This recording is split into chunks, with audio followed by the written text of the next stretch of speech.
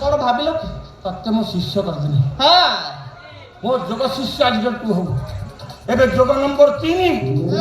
ମାମୁ ଜଲ୍ଦି ଜଲ୍ଦି 3 ହଁ 3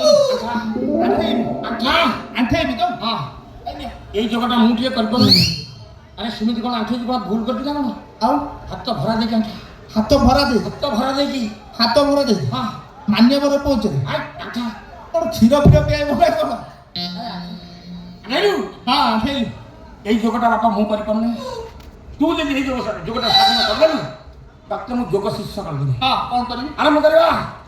ହଲେଇବୁ ମୁଁ କହିବା ମାତ୍ର ହଲେଇବୁ। ହଁ ଆରମ୍ଭ କରିବା। କ'ଣ କ'ଣ ତମ ଶୋଇ ଟିକେ ରୁହନି। ଆରେ ପୋଷିଲି ଏ ମତେ ଲାଗୁଛି କ'ଣ ତମେ ହଉଛ ଗୋଟେ ନିହାତି ବେହିଆ ମାରୁଆ ତେଲଚିଆ ଅଲଚିଆ ଚୋର ଚୋଲା ଚୁପ୍ ହାତ ଲଗାଉ ନାକ ଫୁଟେଇ ଫଟେଇ ଦବ ତମେ ଫଟେଇବ ହଁ ତୁ କ'ଣ ଯୋଗ ତମେ ଆଉ କିଛି ଜାଣିନ? ଆଉ କିଛି ଜାଣିନା? ଆଣ୍ଠେଇକି ହେଲା ଶୋଇକି ହେଲା ବସିକି ହେଲା ପେଟିକି ହେଲା ଏ ମାମୁ ମୁଁ କେତେ ହଲେଇ ଆରେ ମୋର ହଳ ହଳ ଯୋଗ ଏ ମୁଁ ହଲେଇ ହଲେଇ ମୋ ସ୍ୱାସ୍ଥ୍ୟ ଅବସ୍ଥା ଦେଖିଲନି ତ? ତୋ ଦେଇ ଯୋଗ ହବ ନା ପଳା ଏତ ଶିଖିଲ ମୁଁ ତମକୁ ଗୋଟେ ଶିଖଉଛି କଲ ଦେଖ କୋଉଟା କହୁନୁ? କରିପାରିବ? ତୁ ଯୋଗ ଶିଖିଛୁ? ହଁ କୋଉଟା କହିଲୁ? ଏଇ କଲ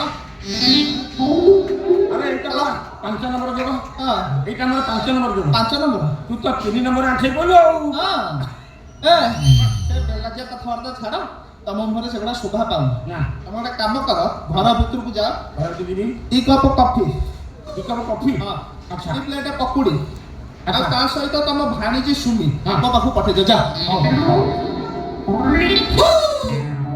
କ'ଣ କଲି କ'ଣ ହେଲା ଫେରି କାହିଁ